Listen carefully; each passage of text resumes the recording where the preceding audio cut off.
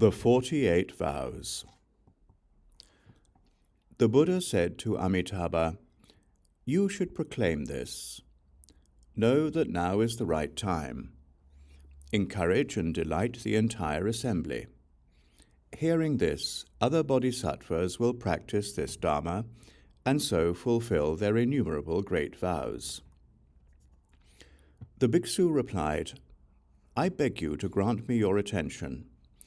Now I will fully proclaim my vows. If, when I attain Buddhahood, there should be in my land a hell, a realm of hungry spirits, or a realm of animals, may I not attain perfect enlightenment. 2. If, when I attain Buddhahood, humans and devas in my land should after death fall again into the three evil realms, may I not attain perfect enlightenment. 3. If, when I attain Buddhahood, humans and devas in my land should not all be the color of pure gold, may I not attain perfect enlightenment. 4. If, when I attain Buddhahood, humans and devas in my land should not all be of one appearance, and should there be any difference in beauty, may I not attain perfect enlightenment. 5. If, when I attain Buddhahood, humans and devas in my land should not remember all their previous lives, not knowing even the events which occurred during the previous 100,000 kotis of nayutas of kalpas, may I not attain perfect enlightenment. 6.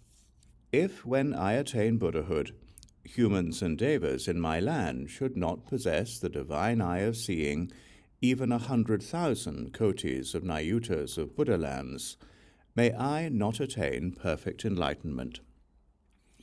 7. If, when I attain Buddhahood, humans and devas in my land should not possess the divine ear of hearing the teachings of at least 100,000 kotis of nayutas of Buddhas, and should not remember all of them, may I not attain perfect enlightenment. 8. If, when I attain Buddhahood, humans and devas in my land should not possess the faculty of knowing the thoughts of others, at least those of all sentient beings living in 100,000 kotis of nayutas of Buddha lands, may I not attain perfect enlightenment. 9. If, when I attain Buddhahood, humans and devas in my land should not possess the supernatural power of traveling anywhere in one instant, even beyond 100,000 kotis of nayutas of Buddha lands, may I not attain perfect enlightenment. 10. If, when I attain Buddhahood, humans and devas in my land should give rise to thoughts of self-attachment, may I not attain perfect enlightenment. 11. If, when I attain Buddhahood, humans and devas in my land should not dwell in the definitely assured state and unfailingly reach nirvana, may I not attain perfect enlightenment. 12.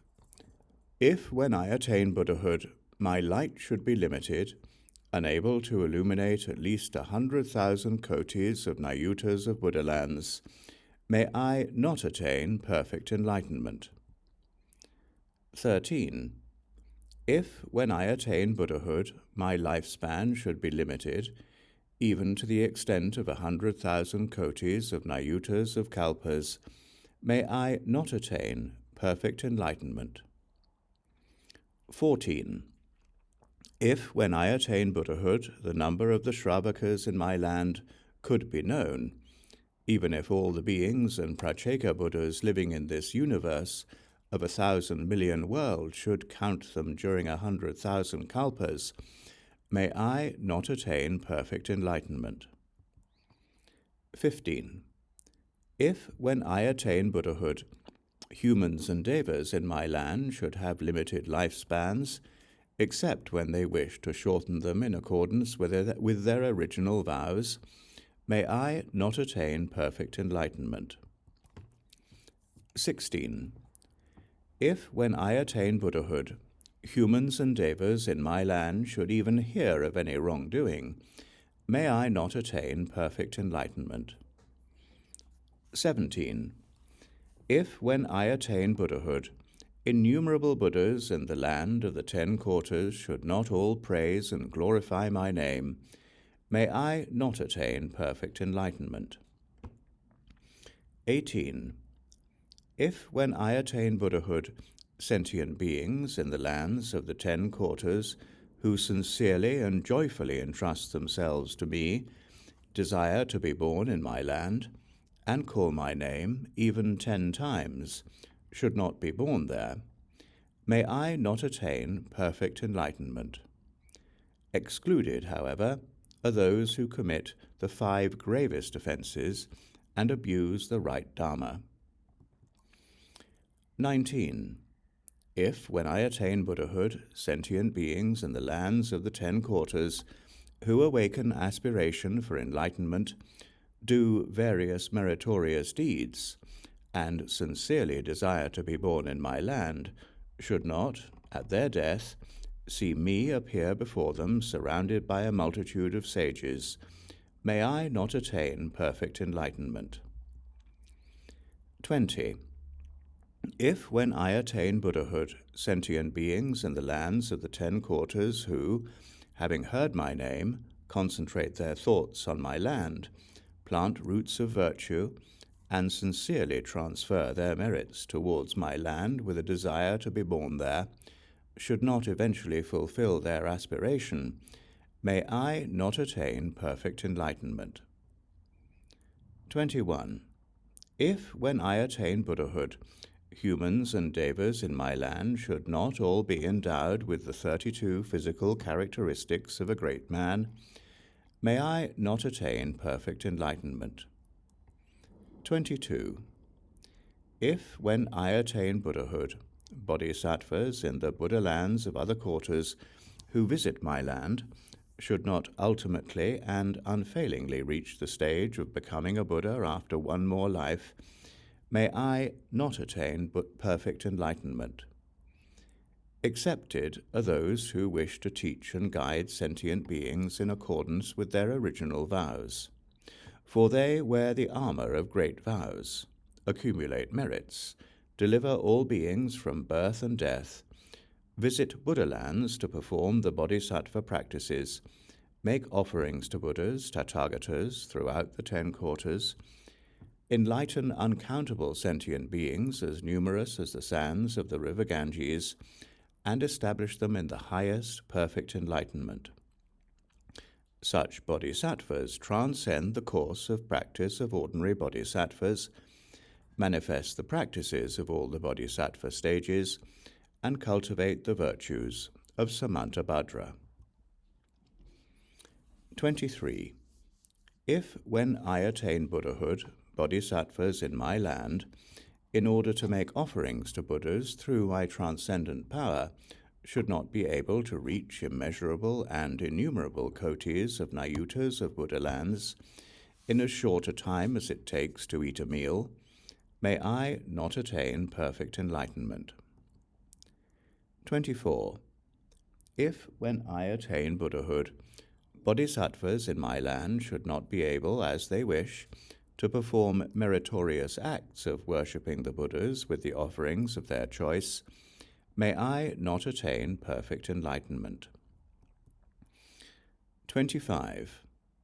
If, when I attain Buddhahood, bodhisattvas in my land should not be able to expound the Dharma with the all-knowing wisdom, may I not attain perfect enlightenment.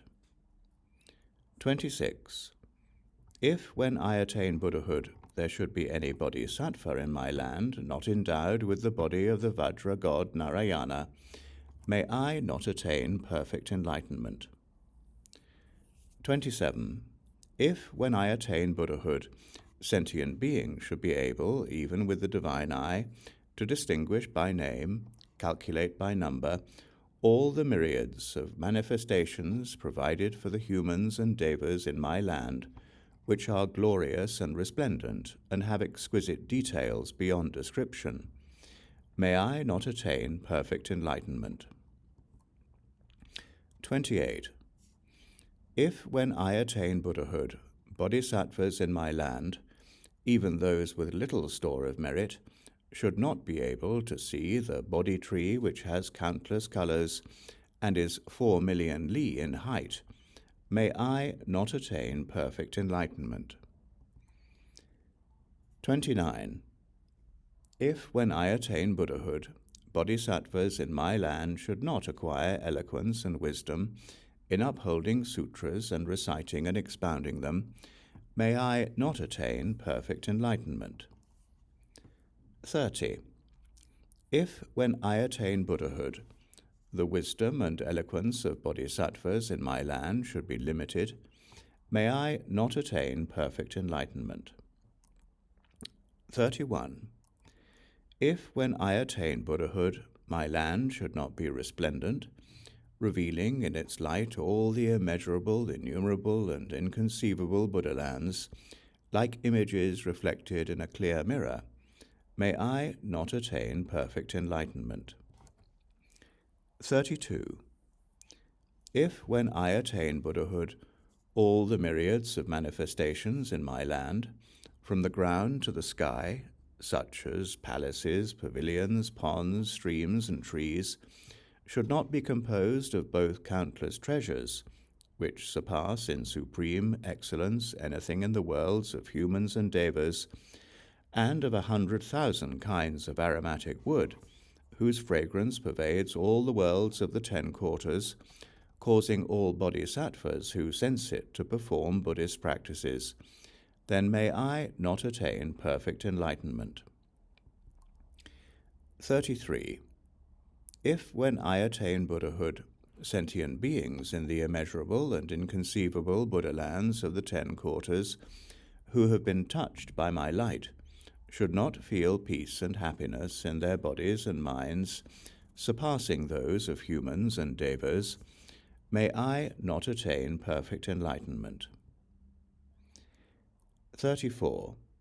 If when I attain Buddhahood, sentient beings in the immeasurable and inconceivable Buddha lands of the 10 quarters, who have heard my name, should not gain the bodhisattva's insight into the non-arising of all dharmas, and should not acquire various profound dharanis, may I not attain perfect enlightenment. 35. If when I attain Buddhahood, women in the immeasurable and inconceivable Buddha lands of the 10 quarters, who, having heard my name, rejoice in faith, awaken aspiration for enlightenment, and wish to renounce womanhood, should after death be reborn again as women, may I not attain perfect enlightenment. 36. If when I attain Buddhahood, bodhisattvas in the immeasurable and inconceivable Buddha lands of the 10 quarters, who have heard my name, should not, after the end of their lives, always perform sacred practices until they reach Buddhahood, may I not attain perfect enlightenment. 37. If, when I attain Buddhahood, humans and devas in the immeasurable and inconceivable Buddha lands of the 10 quarters, who, having heard my name, prostrate themselves on the ground to revere and worship me, rejoice in faith, and perform bodhisattva practices, should not be respected by all devas and people of the world, may I not attain perfect enlightenment. 38. If, when I attain Buddhahood, humans and devas in my land should not obtain clothing, as soon as such a desire arises in their minds, and if the fine robes as prescribed and praised by the Buddhas should not be spontaneously provided for them to wear, and if these clothes should need sewing, bleaching, dyeing, or washing, may I not attain perfect enlightenment. 39.